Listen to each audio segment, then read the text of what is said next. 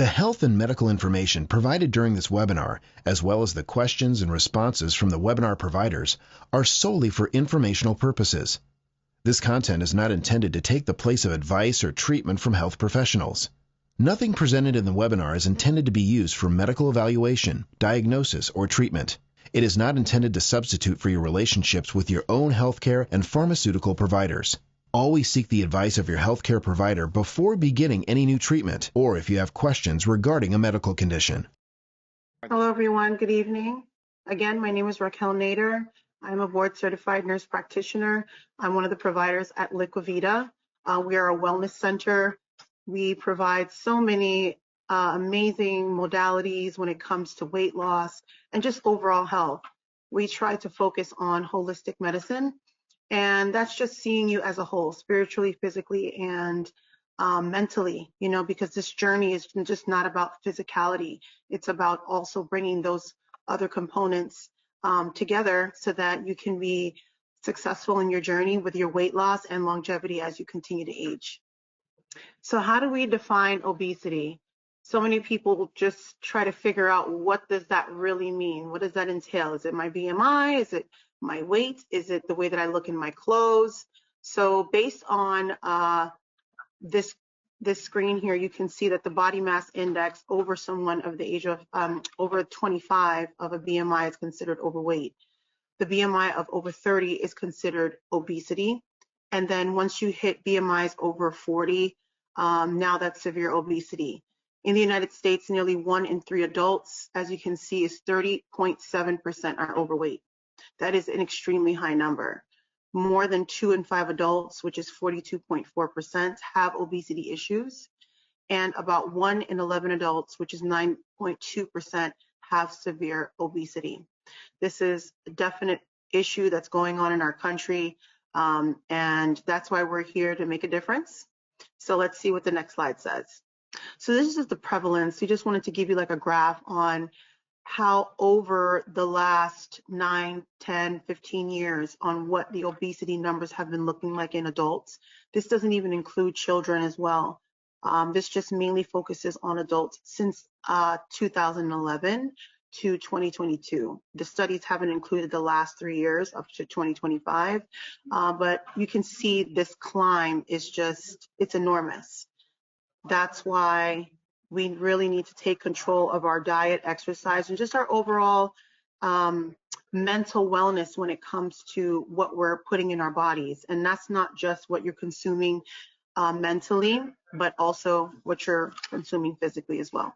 Causes and symptoms of excess weight. This is a great question. What raises the risk of obesity? Obviously, we know that when you live a sedentary lifestyle, which is lack of physical activity, unhealthy eating habits, unbalanced diet, lack of quality sleep. This is a big one. Most people think, well, maybe I can just run on very low hours of sleep and still be able to lose weight. That is definitely to the contrary. You really need really good rest. And we're talking about adequate rest at night. When you wake up and you feel like you slept all night, that is considered adequate sleep. Health conditions, comorbidities like diabetes, high blood pressure, high cholesterol. These things are all part of that as well. Hormonal imbalances, another big one. As we age, our hormones are just all out of whack. We're wondering why we're doing all these diets and exercising and nothing seems to be helping. And that's, a lot of it has to do with your hormonal imbalances as well. Certain medications, that's another big one. A lot of us are on certain things that we think may be helping our bodies, and it's actually causing harm. And then our environment could be people, places that we go to. Environment plays a key role in how we care for ourselves. Anything that's in your immediate environment, it's almost like it subconsciously changes the way that you operate and do things on a normal basis. Okay. And as you can see, 1 in 3 adults in the US is overweight. Those who are overweight or obese commonly experience these. You may actually resonate with some of these signs and symptoms. So breathlessness, daytime sleepiness. I'm guilty of that one. Dizziness, fatigue, headaches, heavy sweating at rest for like no reason at all, joint and back pain, And psychological symptoms, low confidence and self-esteem, feeling isolated, increased anxiety and depression, disordered eating patterns are another thing where you feel like I'm going to binge eat because I'm feeling sad or depressed. And then 1 minute you're so stressed that you can't even eat. That's exactly what they're trying to explain there. Weight loss. When should someone consider losing weight? This is a big one because a lot of us don't know. We get told that we look a little plumpy sometimes by family members, or you look too skinny, which is another one. You just never know when. So things to consider: obesity and being overweight. As we saw that the BMI over 25 is being overweight, and then obesity comes into the BMI of over 30, right? Type 2 diabetes, that's a big one. Cardiovascular disease, joint and mobility issues. If you're noticing that you're not able to be as active in certain areas of your life, then you may consider that you need to start losing some weight for healthier longevity of life. Sleep apnea, this is a big one. That belly, that big circumference of the abdomen, if it's pressing down when you're sleeping to the point that you're stopping breathing, that is dangerous, okay? Certain cancers, metabolic syndrome, psychological and emotional issues. This is a, what do they call that? It is the unseen disease, okay? Because you don't want to talk about it doesn't mean that you're not going through it. Hormonal imbalances, which we already discussed earlier. Family history of obesity related conditions. Just because you have obesity or overweight family members doesn't mean that you just have to settle with being overweight or being obese. Erectile or other sexual dysfunctions, men and women also experience as well. It's not just men and it's not just women. Women planning to conceive, and so much more. Nutrition for weight loss. This is such a big topic because most people think, well, maybe if I just do a little exercising and cut back on this, then I won't really need to make sure that I'm watching what I'm eating. Your nutrition is an everyday thing that you should incorporate in what you are mindful in putting into your body. It's not just I'm going to go on this diet and then on the weekends I can, have fast food, which we all fall into that. So we're all guilty of that. You want to prevent chronic diseases, and this all comes around inflammation, and that has to do with your diet and your nutrition. Improved quality and concerns. Again, this is just repetitive. The mobility, sexual health, pain, mental well-being. All right, set 3 objective goals and progress at your own pace. Now, it has to be at your own pace. We're not expecting you to just take everything all out at once, because when you take things out all at once, it becomes too much, and then you fall back into that complacency mindset. So just take things like avoid or limit liquid sugars, right? The Coca-Cola, the drinks, the sweet fruit drinks. Those have so much high fructose sugar in them. They also have added sugar, which most people don't even pay attention to that as well. Also added salts, frozen foods, processed meats, lunch meats, things like that. You can get low sodium lunch meat if you're going to go that route. And trans fats like fried foods. A lot of chips are trans fats. So we want to take care of that as well. Exercise for weight loss. Exercise is fun. Most of us don't think that when we're first starting out, but if you can incorporate that into making it, you know what? This is a promise that I'm going to make to myself. I'm going to get in that gym every day. It'll actually help for you to be more consistent. So exercise and diet is not the only tool for weight loss. Can you believe that? Exercise, however, offers additional health benefits. It improves heart and lung function, bone density, muscle mass, right? So you don't want to lose that muscle. You want to still keep the legs looking nice and fit, and your bottom portion of half of your body. You don't want the flabby skin. Mental and emotional well-being. You reduce so much stress when you work out, believe it or not.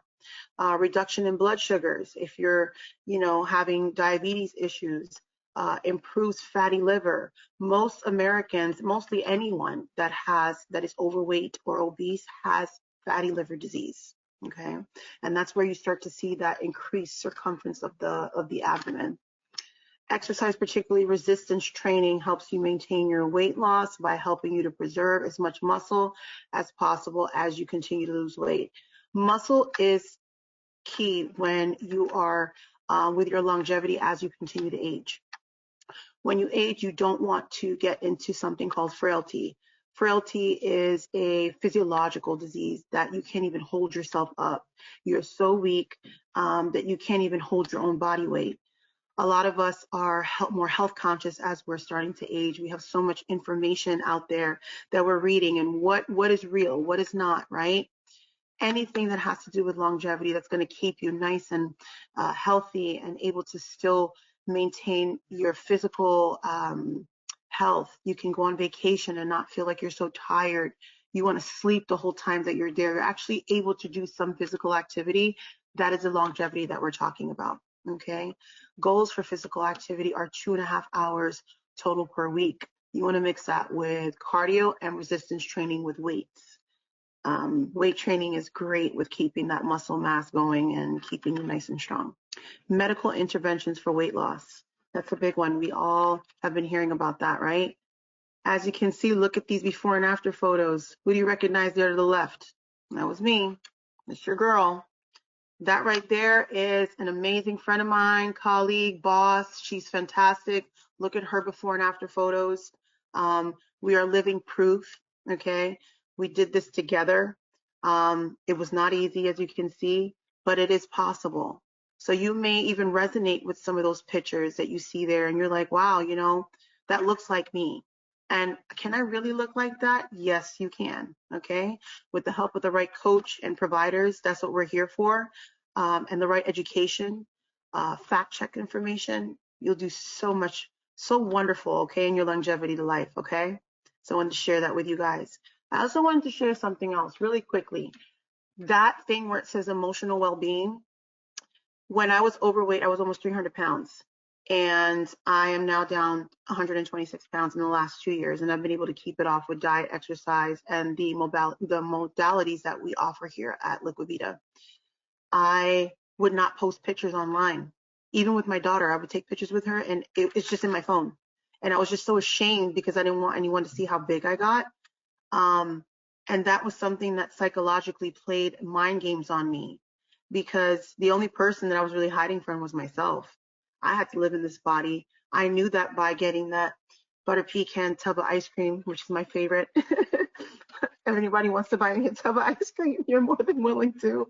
I knew that by me eating that late at night, that was not going to help me. So just to let you know, there's somebody out there that understands, okay, but you can do it. So who can prescribe medical weight loss, right? And you see this everywhere, all these weight loss clinics. You want to make sure that you are going to a licensed provider, okay? Doctors, okay? MDs, all right? DOs, which are doctors of osteopathic medicine, physician's assistants, nurse practitioners like myself, or even doctors or providers, nurse practitioners, PAs that work in urgent care centers.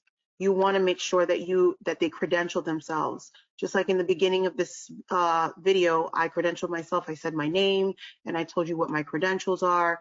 Nurse practitioner, board certified. You want to make sure that the person is not just working at a med spa where you see a lot of these, you know, inflation of diet clinics. Who do you know that you're getting these injections by? Who do you know is really prescribing this? How do you know that the stuff that you're getting is what is approved in these compound pharmacies and are safe for you, right? You want to make a change, but you also want to do it safely. All right, medical interventions for weight loss, my favorite, all right? This is key. We all need a tool to help us get to our end goal, right? And the end goal is weight loss, but it's also longevity, health, wellness. You want to feel good. You want to put those clothes on and look at yourself in the mirror and just have this confidence, right? And know that you're healthy, not just slim, right? Because everyone thinks that slim means healthy. That's not what that means. Overall, right? The holistic that I was talking about earlier. So medical interventions for weight loss may include prescription drugs, which we'll get to that in a moment. Behavior modification. Remember I talked about that mindset shift that you have to do, because you will go through imposter syndrome, which I also faced that as well, and so did my colleague Jessica that you saw on that slide, our before and after photos. you have to get used to who this new person is, right? You got this new body, so that mindset shift is key. Medically supervised meal replacements. You need a coach, okay? You need a medical provider that is following you all the way, because you see a lot of people that get on some of these weight loss medications and they're not followed by a licensed healthcare provider that can give them the proper tools and the proper modifications as they continue to progress and improve in their weight loss and overall health, okay? Important reminders. When choosing a weight loss strategy, a healthcare professional will consider your health history, right? Because that's big. We got to know that. And possible side effects. Certain weight loss strategies may not work for everyone, right? And we know that. But that's what it takes, a licensed healthcare provider and a coach to take you on that journey and what's best for you, okay? And the effects of over time when it wears off, right? What tools can you use then as well? Because you don't want to stay on these forever, but it is a tool, right? You guys are going to do great. I know it. Important reminders. Good to consider to always work with a wellness coordinator, which is a healthcare provider, to help ensure your accountability during the weight loss journey. Listen, that big word there, that accountability, huge, because you're going to be around family sometimes that will not hold you accountable, right? You're going to have friends, they're going to want to eat certain things or do certain things, but you know what your goals are. You know what your plan is.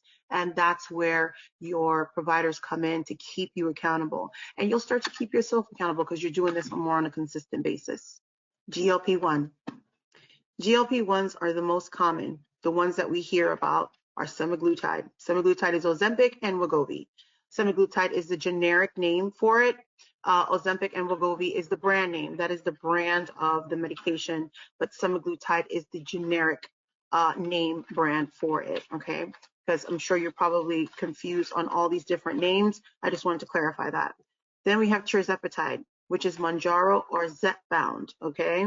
These are all injectables where these are assisting tools to help you to lose weight, okay? How does it work? GLP-1 agonists work by modulating insulin release from the pancreas, transferring sugar from the blood into the organs, where it can be processed into energy for the body to use. We need to use the proper sugar, right? And we need our insulin to spike, not continuously spike. That's called insulin resistance, right? Because your insulin is not working properly, it has a resistance stage where your body is holding on to that blood sugar, right? And you're not able to use that for energy. And that's why you are holding on to so much fat and gaining weight, right? And where we mostly see that with insulin resistance is the increased abdominal circumference, right? You noticing, why is my belly looking so big? Why is I'm looking so swollen, right? And it's because of that reason. All right, and this is where the GLP-1s come in. Tirzepatide, what's the difference between tirzepatide and semaglutide? Big question.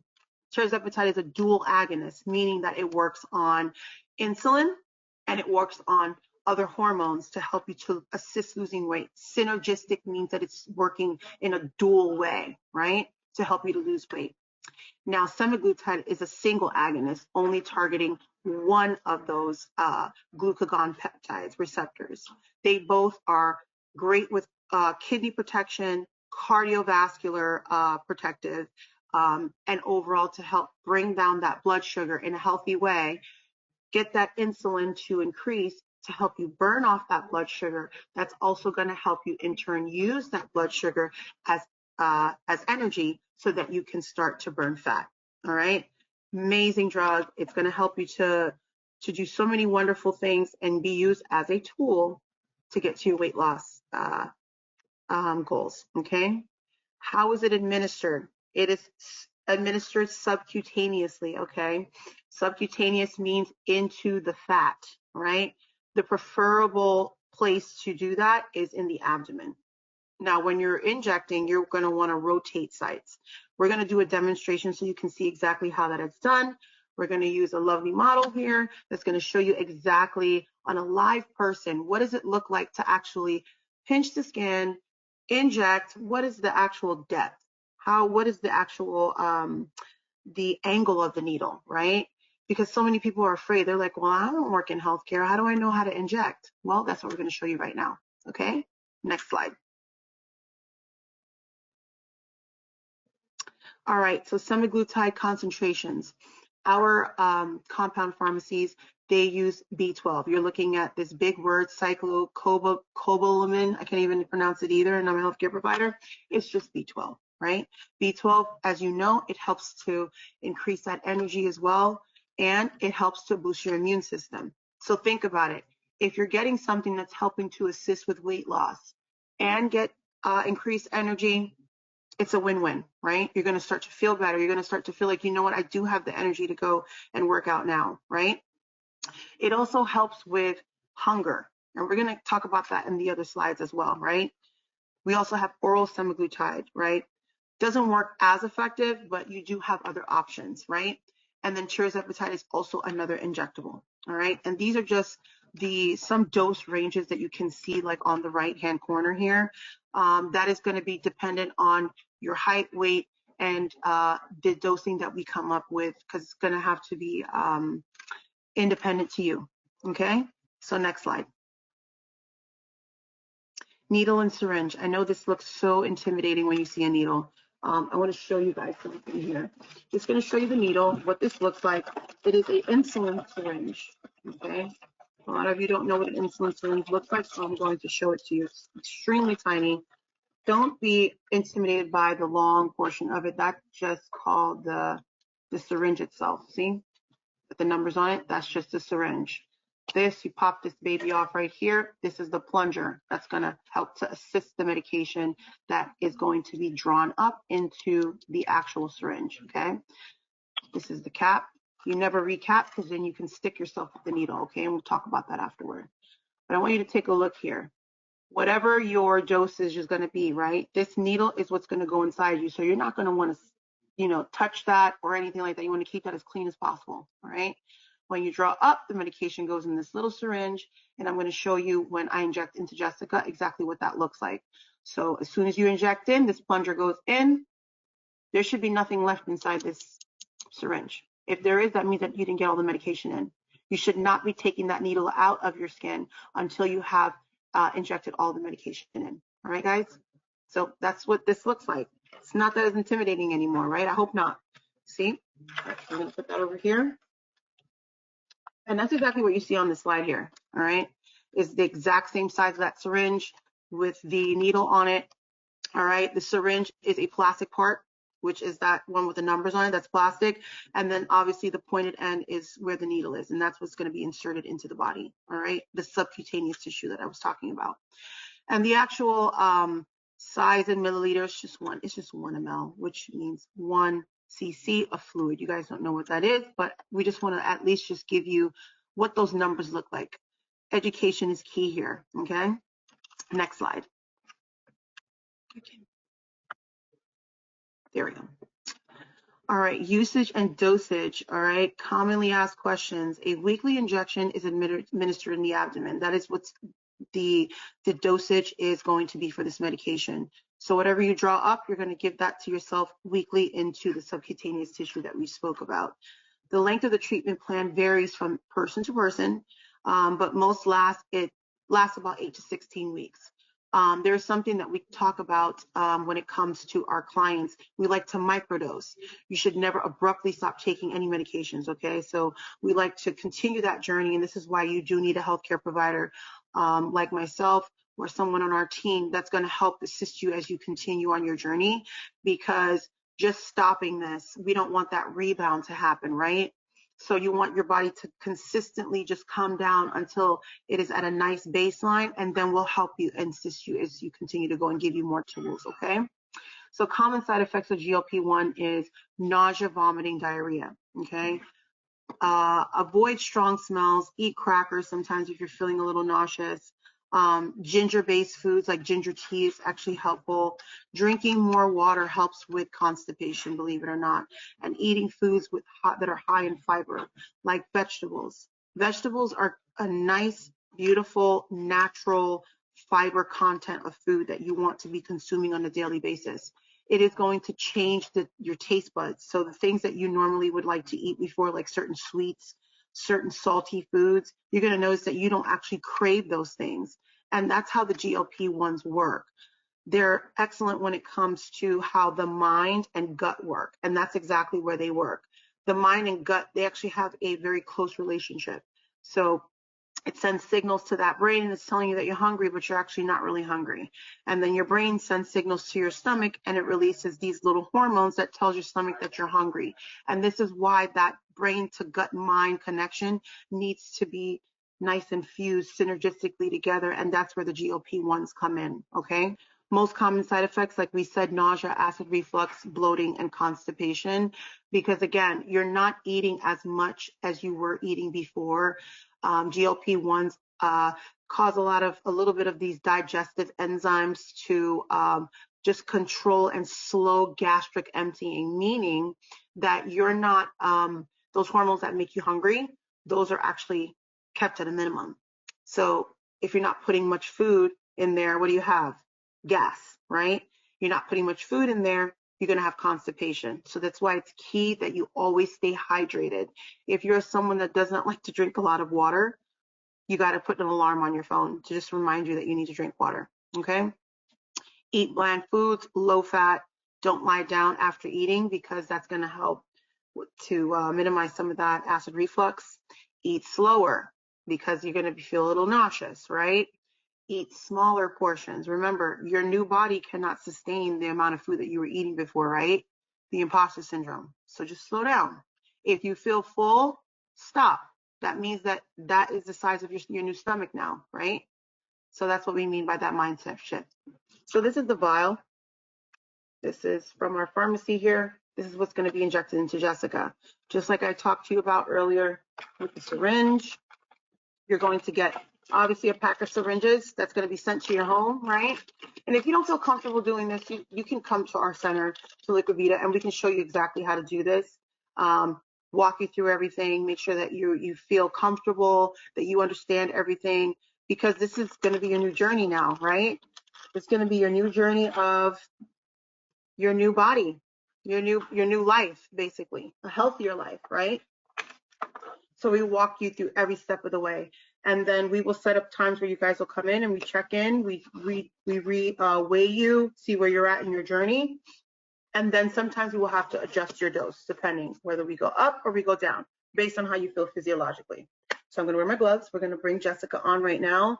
This is my buddy here. So you clean with an alcohol because you wanna make sure that you're cleaning that hub, right? Remember what I was talking about? This comes off the plunger. See, this is a live torso here. Needle. You clean the hub of the medication. Turn this down. I'm gonna put a little air in there to release some of that pressure that's inside. Put the air in. Draw out. See, it was 50.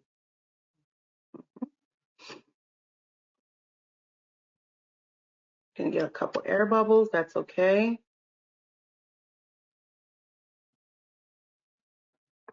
See that? Medication's in there. Depending on how much your dose is, that's how much you're gonna put. You clean with the alcohol pad.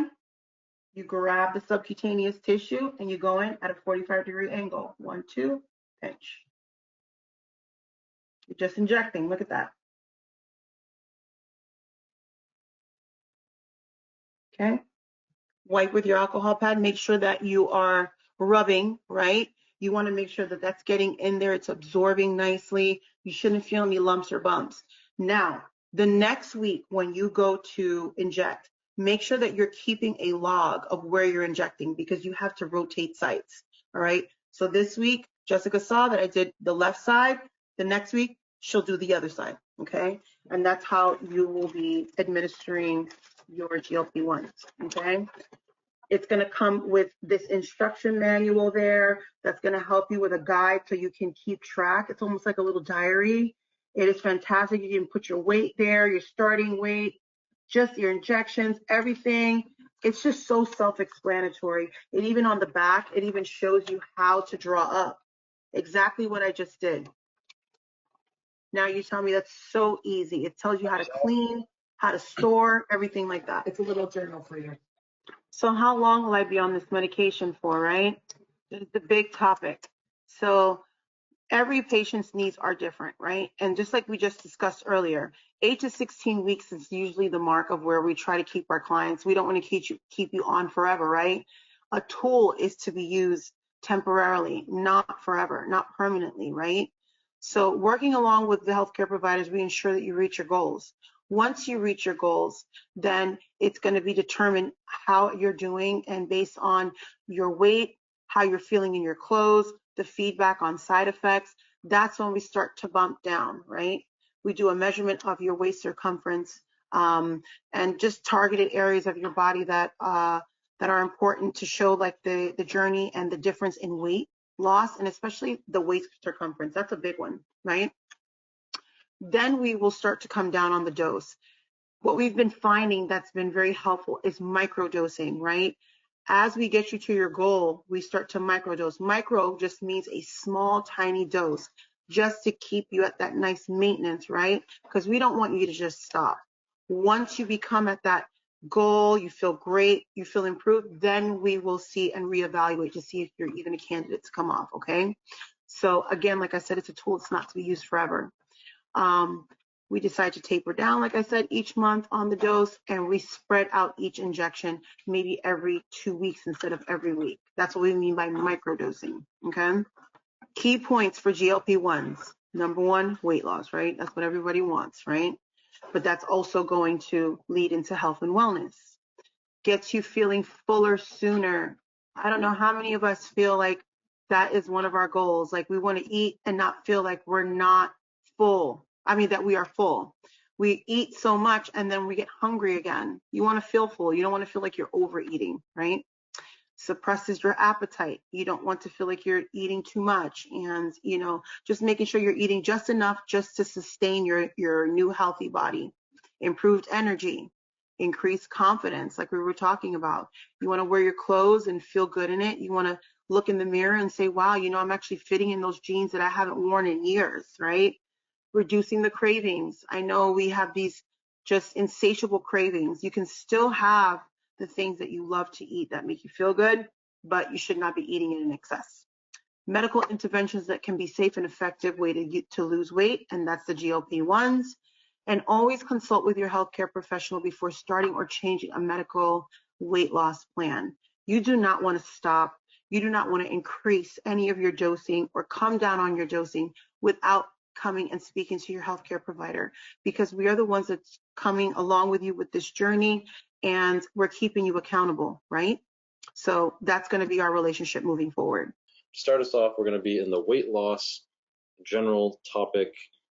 This person asks, what is the best weight loss strategy for a type 1 diabetic who is in excellent control of their diabetes? Best weight loss strategies? Yeah. Yep. Well, if you're taking your medication, right, as prescribed, and your A1C is looking great, so it's just continuing the foods, the nutrition, and physical activity. Remember how we were saying that it's not just physical activity and nutrition that is going to help to keep you with the longevity of health and wellness. It's a mindset shift. If you can remember that no matter where you go in your environment, the things that can potentially get you to fall off the wagon of your health and wellness journey, then that means that you have actually stayed consistent. You've shifted that mindset. So making sure to eat those foods that you normally eat. You're staying hydrated, right? Making better choices when it comes to the days that you don't feel like working out. If you know that you're still doing those things to stay on track, that is a great plan in itself. You want to work out 4 days a week. You do cardio 2 days a week. You do your weight training 2 days a week. If everything is looking good and you're not continuing to gain more than 5 pounds than what you lost, you know that you are on the right track. You're not looking more swollen in your clothing is another key there as well.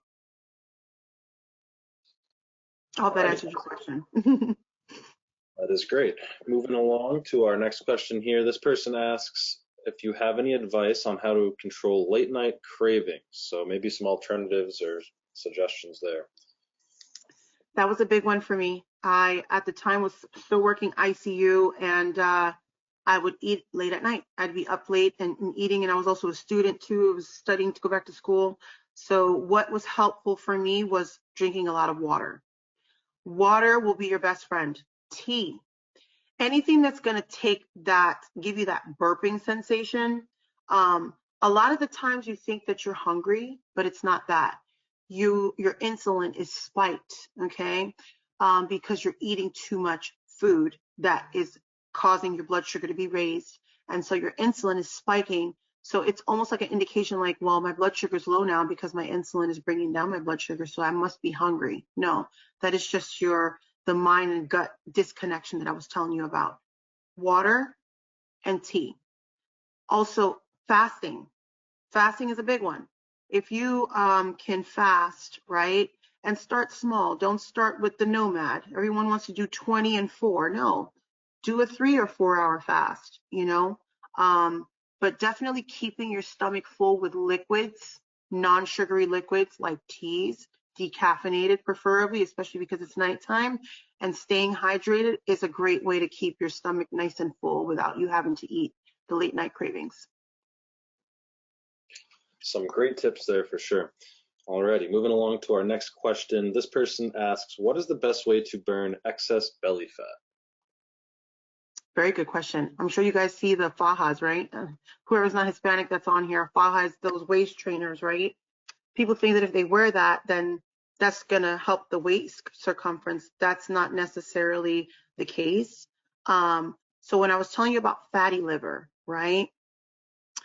When you have a larger stomach circumference, that is an indication that you have fatty liver. So what helps is decreasing the amount of refined sugars that you're eating, the processed foods like the fried foods. That's going to help bring down that stomach circumference. And then also your GLP-1s that you're going to be using, okay? Because that's going to help you to burn fat, right? It's a synergistic, it's like a holistic thing. It's like a marriage, right? You're doing your weight loss medication, and then you're doing your nutrition, right? And then you're doing your exercise. So those three components together is going to bring down the stomach circumference and all the other fatty areas that are in your body. Unfortunately, we can't just pick one area that we lose fat, unfortunately, but knowing that you're losing the weight, your stomach circumference will come down as well. Alrighty, moving along to our next question here. This person wants to know if you have any recommendations for when you may plateau on your weight loss journey. Yes, that's another big one too. So when I started to plateau on mine, I, went to my wellness coach and my provider and said, look, I'm starting to feel like I'm hungry again. I'm starting to feel like those cravings are coming back. Sometimes what we do is we increase your dose by a little bit, I didn't do it on my own because, again, I'm still a provider, right?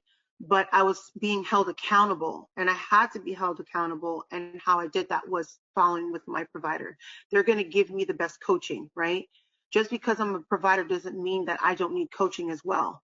I was overweight and I needed help, right?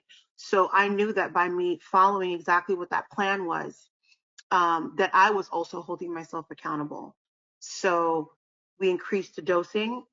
Sometimes I would add an extra day of working out as well too, because that was helping me to lose some more of that calorie and get me out of the increased calories that I was probably because I was eating, get me more in a calorie deficit so I can start to lose the weight again. Because sometimes we're thinking like, well, maybe I can just eat this extra protein bar, right? And it's good for you, right? Because you've been on your plan, you've been keeping accountable, and you're like, I've gained some weight. We also have hormonal things that happen in our bodies. We have sometimes where we retain water.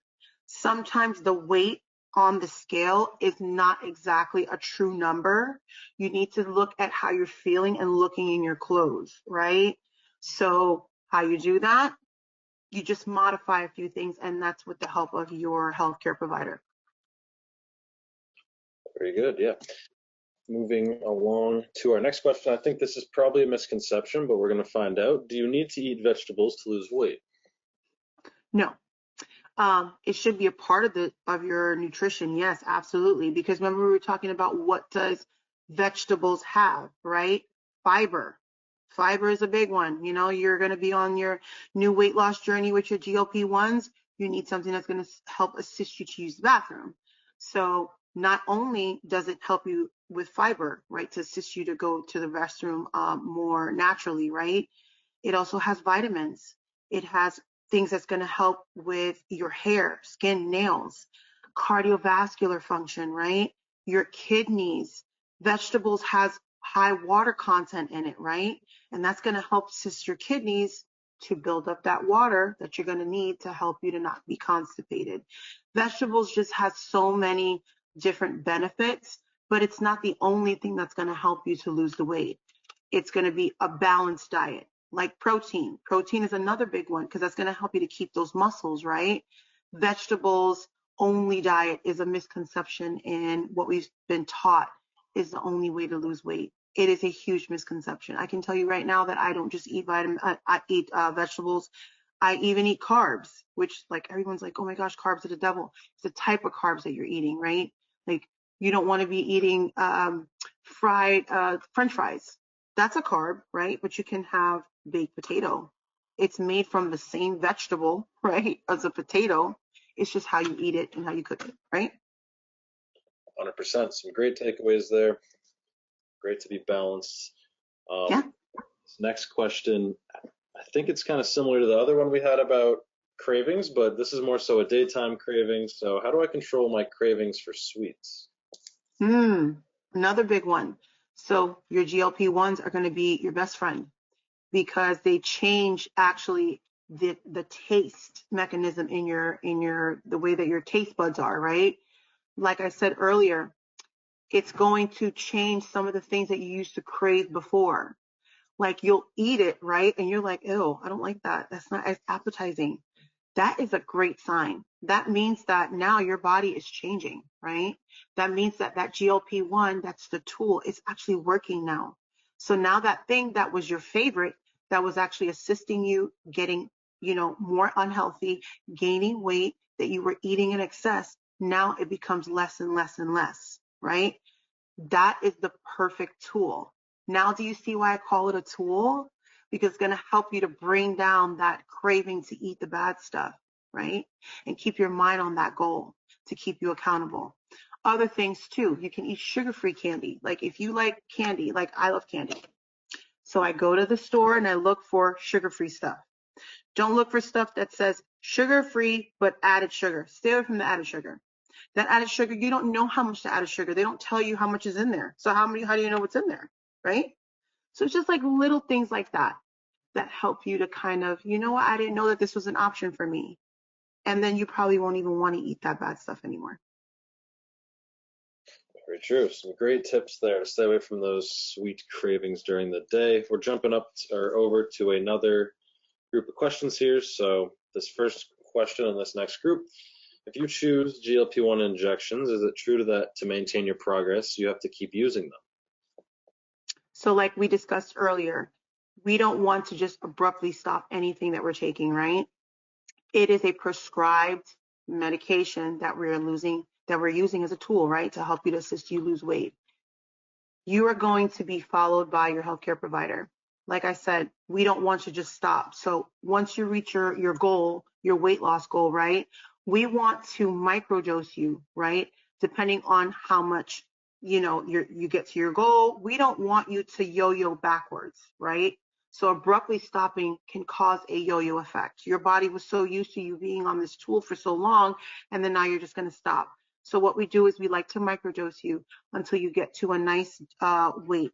And preferably, it's going to be probably 5 to 10 pounds less than your goal. The reason why is because when we finally get you to that goal weight, we don't want you to start freaking out when you see the scale fluctuating with hormones, water consumption. Remember I was telling you that you can hold on to water. We want you to be able to look at that and say, you know what, I actually have this cushion as to where I'm at. And I know that I have this 5 to 10 pounds extra that I lost, right, on my tool, right? This is why we keep you at a microdose. And that's going to be something that we're going to figure out together as a team with your healthcare provider. So no, you don't have to stay on it long term, but we set you up to where you won't have to be on it forever. But that's going to be something that we're going to work together as a team together, all right? Alrighty, perfect. Let's see. Next question here. We have time for a few more. What is out there besides semaglutide or the commercially known brand Ozempic? So we have tirzepatide, right? Tirzepatide is Mounjaro, which is the brand name, right? That is the dual agonist, right? That's the one that we were talking about, that it has the dual effect, right? It's working on insulin-like hormones and also suppressing glucagon, right? We want that synergistic. It's going to help to lower the amount of blood sugar that's in the body and also increase the insulin to help you burn that blood sugar, to give you more energy and use it, right? So that you can now start burning fat, right? So tirzepatide actually is one of those other GLP-1s that has the lesser side effects. Some people don't do very well with semaglutide, and it's just like the increased nausea and things like that. Tirzepatide actually has been the one that is the preferable GLP-1, okay? And that's an excellent option as well. Perfect. Okay, what recommendations do you have for patients managing the mental components of weight loss? And I guess just the weight loss journey in general. The imposter syndrome we were talking about, right? Keeping a journal. I think journaling was one of the key things for me. And this is something that would be great when you go with one of your providers, just sharing this journal, your journal entries. We want to hear about that. We want to hear what that inside voice is sounding like when you're not with us. We want you to be as transparent as possible when you're sitting with us. We're not there to judge you. As you can see, we also too have been in those same shoes. We're human just like you, right? And we have those same struggles as well. So we want you to feel comfortable enough to come and talk to us about what's going on in that head of yours. What are you thinking? What are you feeling when you eat certain foods, right? Did you cheat? It's okay to cheat, but be honest with us, because then that's only going to help you, number one, stay accountable, and to help us to modify a little bit, right? Either increasing your dose, right? Or coming down from the dose, depending on what it is that you're going through, right? The mental thing is the mindset shift. So journaling is excellent, and sharing your thoughts with your healthcare provider so that we can give you great feedback, give you some other tools in your toolbox as you continue to progress in your weight loss journey. Alrighty, perfect. Moving right along to our next question here. This person asks, is there anywhere else that GLP-1s can be injected besides the stomach? Yes, there is. The stomach is preferable because you can see where you're injecting, right? We don't want you injecting somewhere that you can't see. Now, wherever there's fat, you can grab it and inject, just as long as you can see. So I've seen some patients where they grab the flanks back here. The flanks is like that little, love handle, we call it. And as long as you can see, you're able to kind of get back there and inject, but preferably it would be in the stomach area, even the leg sometimes. The leg, has some fatty areas. You can see there, as long as you're grabbing the fat and you're injecting at that 45-degree angle and you're not going straight down and hurting yourself, you can absolutely do it in areas like your legs, your flanks, besides the abdomen. Absolutely. Your arms back here. You can get back there, but how can you pinch and hold unless you have another arm or someone can help you at home if they know how to inject? But those are other areas, yes. Sounds great. Alrighty. Another question here on the GLP-1s. How are they typically stored?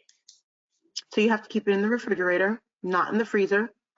You never want to keep it out too long, okay, because how it's compounded, it needs to stay at a certain temperature, and usually the refrigerator is set at that temperature. That's a good environment for your medication, okay? Never in the freezer. Okay. A little different than some injectables there, so don't freeze that. Right. Okay. You don't want to freeze it. We're going to go ahead and ask our only live question tonight, but that's all right. We got through all the ones that were submitted. So If I only want to lose 20 pounds, may I go slow and use the oral GLP-1 meds weekly, daily? And does this have the same side effects that we talked about as the injectables? So let's talk about oral, right? And injectables. So oral is another good option, but when you're talking about oral, it has to go through a certain process, right? It has to be digested, right? Then your liver needs to filter it, and then you either pee it out or you poop it out, right? That leaves you with only a small amount of the medication left, right? So that means that it loses its efficacy, right? Not to say that it's not good, but you want to see optimal results, right? Slow, you can still lose the weight slow with an injectable. Now let's compare it with an injectable. An injectable is not started at such a high dose either. This is something that we're going to build over time, right?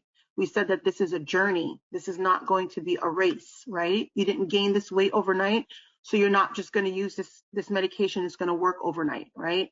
And that's where we come in. Injectable goes right into that bloodstream. So you're getting all of that medication delivered right to your system systemically, instead of it having to go through the stomach and go through the liver and then filter it through the liver, and then it has to evacuate through your bowels, right? You are getting all of the medication. It's the same thing like taking vitamins, right? You take the vitamin, the pill, you don't know how much of it you're getting. You're getting such a small amount of it. So it's not dependent on how much weight you lose based on the delivery system. It's the amount of time that you are holding yourself accountable and how longevity of it that you're using it. That's what's going to make the difference. Alrighty. Some great takeaways there on the difference between the oral and the injectable GLP-1s. We just had another question in the live chat as well. Is it possible that period symptoms can exaggerate semaglutide injection symptoms? I'm sorry, what was that? Can you repeat? This person is asking period symptoms, I guess, or menstrual symptoms, if those can exaggerate semaglutide injection symptoms. I have heard where menstrual cycles do change, but that has to do with your weight, right? Your weight is now changing. GLP-1s do work hormonally, right? They're helping to suppress some of those hormones that are wreaking havoc in our body that's keeping the weight up, right? So the GLP-1s are slowing down that motility, that mobility of all those hormones going out of whack, right? So sometimes our menstrual cycles, which are controlled by hormones, right? And you're losing weight, sometimes you can have stronger periods, or you can have less PMS symptoms. It just depends on what other mobilities you may have, like PCOS. So that's a very general question, but if you don't know if you have PCOS, or if you do have PCOS, your journey may be different than someone else's. Certainly. Alrighty. One final question here, and then we're going to go ahead to the wrap-up statements. So, this person's asking, will semaglutide stop the desire to eat for everyone? They were on a version of one for 1.5 years and just had no effect on them. They're wondering if this is just they're maybe immune to the effects of this drug. No, not necessarily. I'm not sure who the healthcare provider was that was following with this client, but again, This is where that open communication is, right? And so this is why they have more GLP-1s on the market. I'm not sure which one it was that this particular person was using, right? But this is why we can shift and go to another GLP-1 and reassess, right? This is where that open line of communication is coming in. So you're telling us, you come to your provider and you say, hey, you know what? I don't think this is working. We either increase the dose based on how you're feeling, or we switch to another GLP-1 entirely, right? And then we monitor you and follow you, how your progress is going. And you start to feel better. And you're like, you know what? It was that one. Maybe I just needed to either increase my dose or just try something like tirzepatide. I'm not really sure what they were using prior to. If you'd like to learn more about weight loss and weight management, you do have a few options. There will be more resources in the Resource Center on menmd.com. You can visit this page to view instructional videos, guides, expert articles, and more. And if your question wasn't answered or you still have another question, You can follow up by calling MenMD at 857-233-5837 or log into the portal to schedule an appointment with a personal health assistant. If you're not sure where to get started, Liquivita has a very good telehealth portal where you can scan that QR code, of course visit the website the traditional way, but that QR code will take you right to where you need to get started and find a provider that can help you out. You guys, we would love to have you. We would love for you to come in, schedule something. You can call us. We can do a telehealth conference and get to what the real goals are for yourself. You know, it's new year, new me, everyone says, right? But it shouldn't just be new year and new me. It should be new me all the time, right? And that's what we're trying to get you. Health and wellness is like our goal. And we're very compassionate about it. We're very passionate about getting our clients to where they need to be and watching you throughout your journey. So we would love for you to contact us. It was my pleasure to meet all of you today. I know I can't see your faces, but I'm sure that you guys, hopefully you got some really good, valuable information from this. Knowledge is key. It's invaluable.